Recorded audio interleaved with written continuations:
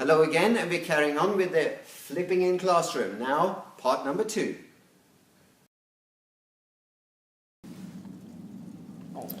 I spoke in the previous video about the importance of having checkpoints along the way when you're using the flipped classroom approach and you're asking your students to watch the video in class. Because all the students will be at different stages. Some will be watching the video, others will be working on different tasks. And you need points where everybody comes together and where you can gauge the level of understanding that students have of the material that you're presenting, or just checking that they've done the tasks that you want them to do. So it's important to have points where they all come together, like checkpoint Charlie. This is a point where you have to pass this point. You will be accounted for fully before you enter into the next sector. All right. Let's look at some ideas for checkpoints. The first one is just whole class feedback at a certain time. So you can in your video state when you want the students to get together to check a particular activity, or you can write on the board what time you want students to be back for whole class feedback. You can also have a worksheet that the students pick up at a certain stage, for example when they finish page 51 or something of that nature. You can also combine that with attendance, so when the student picks up the worksheet, you mark them present. And this is exactly what you did after video 1. You came up to me and you got task 1. You can also have an online quiz, for example Socrative. Let's say you have presented some information in your video and asked students to master a particular skill or something. You can then do a quiz at a certain point and everybody can show you that they've understood what you wanted them to understand. The nice thing with Socrative is that you can display on the screen the results of all the students at the same time, so you get a very good overview of what the students have learned. You can also ask for feedback. Maybe it's more of their opinions. You want their opinions rather than particular areas of knowledge. So you can do a survey, for example.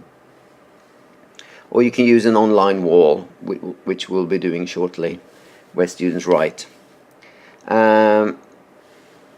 You can also ask the students to show you their work. So let's say they finish page 61 and you want to see that. So each student comes to you and shows you their work. Or you can ask the students to upload a particular activity or email it to you.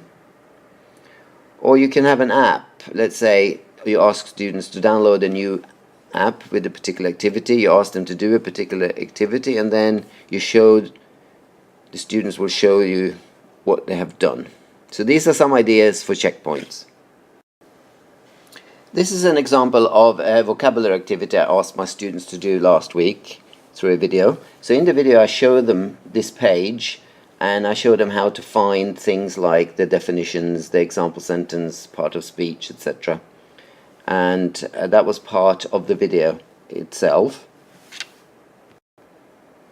Next, I showed the students what I wanted them to do. I wanted them to create a mini dictionary and choose 5 of the words from the unit.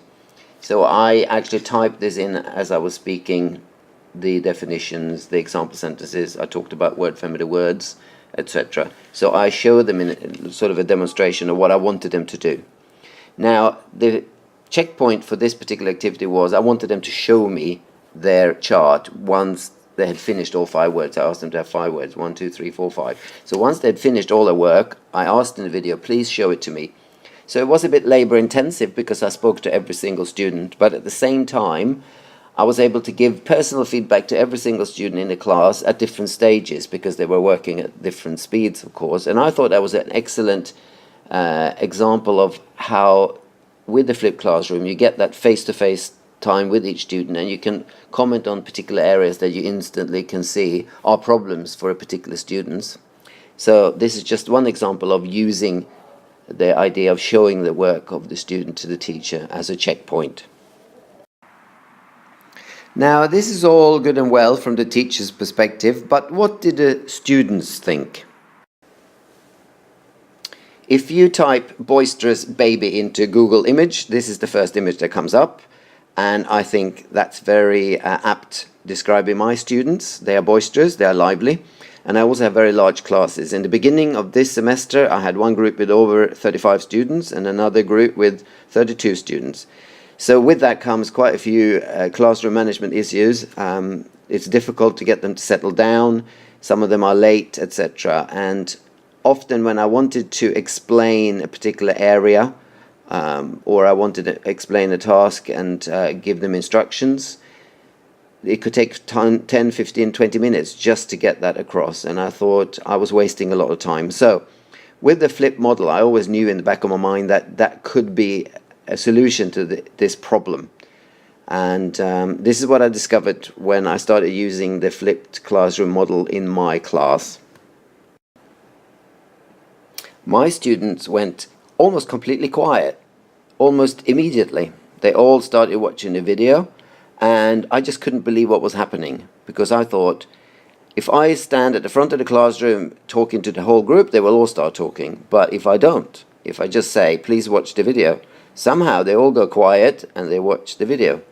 So I think the impact of using this with my students, especially my large groups, was quite dramatic and a very positive surprise for me, because there are obviously other elements of using a flip model that comes with using that way of teaching, but this was a very good result for me. I also sent out a survey to the students to ask them what they thought about the video lesson, and my first question was, did you like the video lesson? And as you can see, every single student liked it.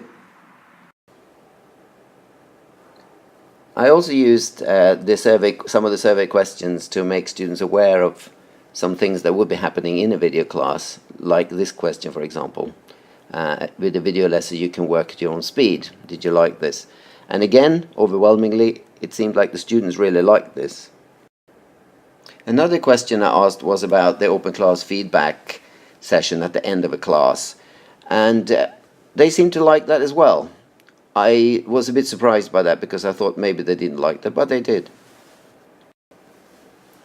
This was a little bit like a make it or break it question early on, because obviously if the students didn't like using a video class, it would be difficult for me to carry on doing it a lot. But they really liked it, and I was very pleased to see that they really liked using a video in the class. So having told you about these incredibly positive results, I just want to know what you think. So I have prepared a couple of questions in my second task, and this time I would like you to write on a Padlet wall. So I'm going to show you what that means if you have not done that before. So this is a Padlet wall, and this is how it works.